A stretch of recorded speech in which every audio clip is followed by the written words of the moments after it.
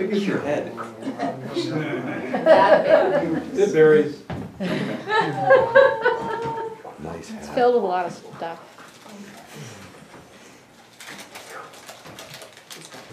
This is not part of the act, this is just stuff.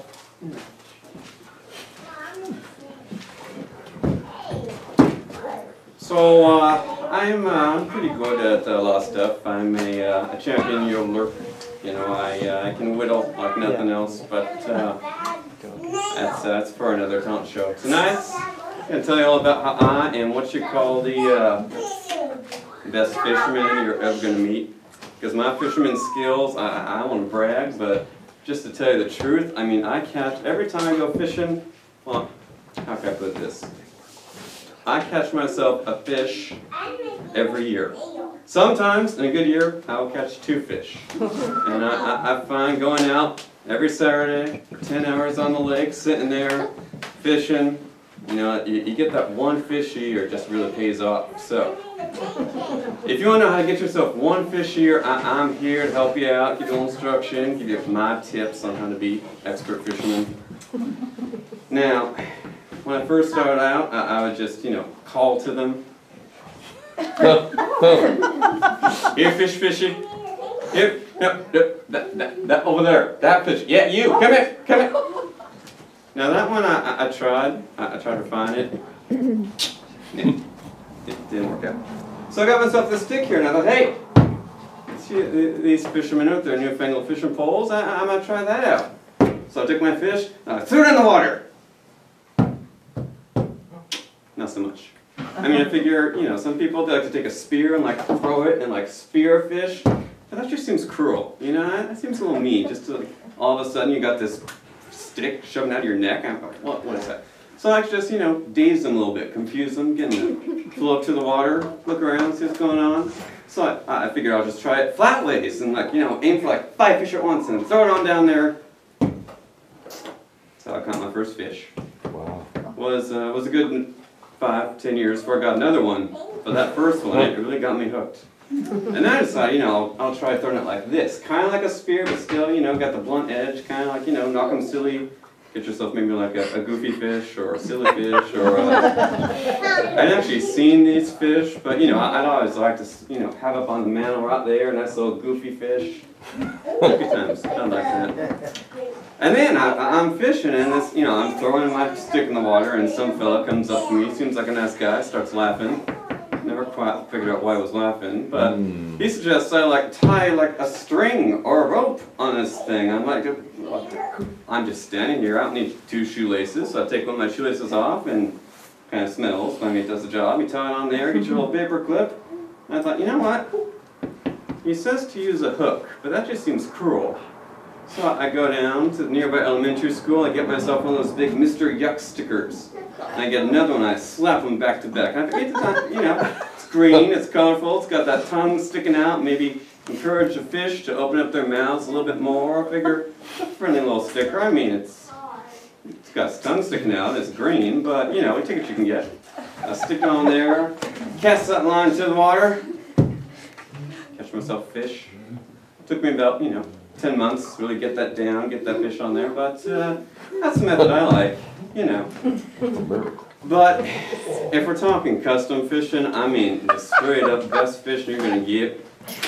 I like to take my truck, drive it out to the dock. You got to go early in the morning.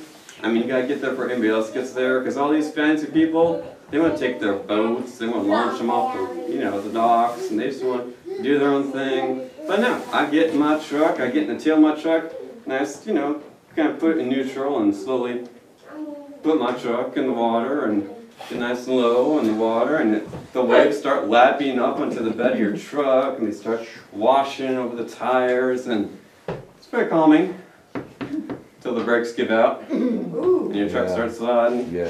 You're going in the water. Yeah. Didn't quite work out the first time. No. Or the second. The third one almost worked. I keep telling the tow truck guy over and over. I call him up because, you know, you get to know the tow truck drivers after a while. I mean, I keep telling him every Christmas card, Jim, it should have worked. Jim, it should have worked. And he'll send me back his Christmas card, and all it says is, I don't know how to respond to that one. But I got myself to thinking, you know, I'm sitting there in the back of my truck getting hauled out of the lake for the 19th time? And I see these kids and they're riding on these big old rafts made out of these inner tube tires. And I think, I just need myself bigger tires. So I go out and I get my car all jacked up like 18 inches. And whatever's between, like, you know, the biggest you can get. I took it down because I want to, you know, I want to be showy. I want to brag off. So I took the one just underneath that Bigfoot truck. And I found the biggest tires you can find. I mean, tires that wouldn't fit in this room. And I pumped them up, and that kind of took me a while. And then I do the second tire, and I pumped it up. That one burst. I didn't get no tire for that one.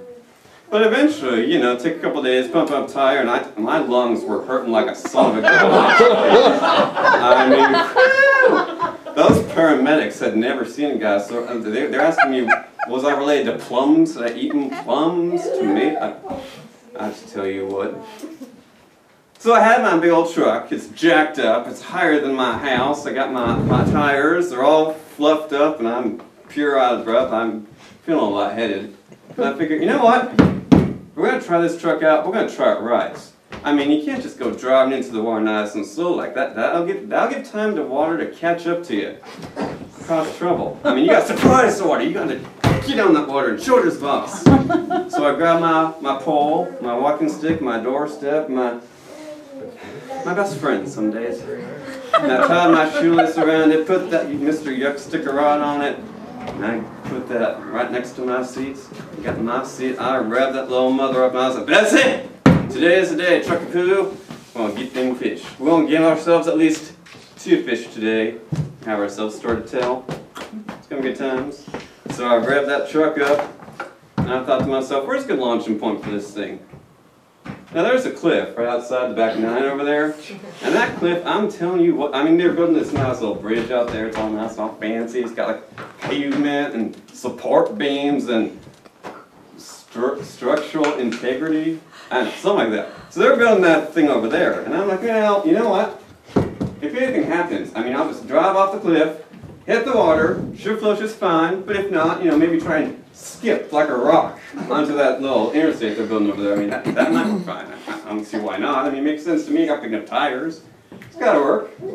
So I rev out that truck, I get old Bessie going, we drive off that cliff. And I got to tell you, it was like a spiritual moment right there. I'm sitting there, I'm one with the air. A little bird flies by.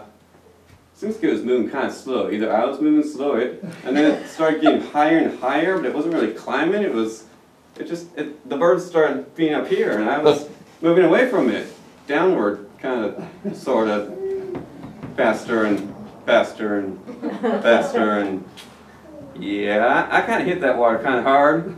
Kind of jolts me a bit, and I almost lost my stick. If I hadn't rolled up that window and seatbelted her in real tight, I would have lost my stick, and that was it. What a sad day. But I didn't. Did kind of lose my truck though. I mean, once those struts they just pop right off, and you can reinforce it and you can roll cage it. But I mean, once that truck kind of bows into like a W shape, it just ain't the same, you know. I mean, you can get it fixed, but it's not the same old truck no more.